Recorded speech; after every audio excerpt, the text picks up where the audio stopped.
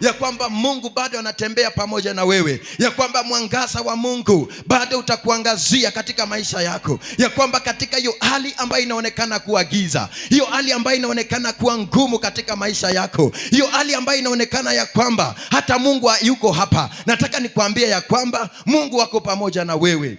Bwana Yesu asifiwe. Daudi anasema ya kwamba nipitapo katika uvuli wa mauti, ninajua ya kwamba Mungu yuko pamoja na mimi. Hiyo ndio kitu ambaye Daudi alikuwa anajua, kwa sababu kulikuwa na hali ambayo ilikuwa inaonekananga wakati mwingine ya kwamba ni utumwa katika maisha yake, lakini kwa kusema ukweli haikuwa utumwa, ilikuwa ni Mungu anamuandaa kwa sababu ya ukuu wa matumaini yake katika maisha yake.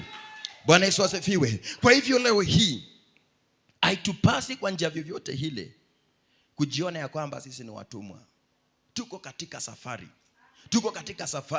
Tuko tunazidi kutembea katika safari.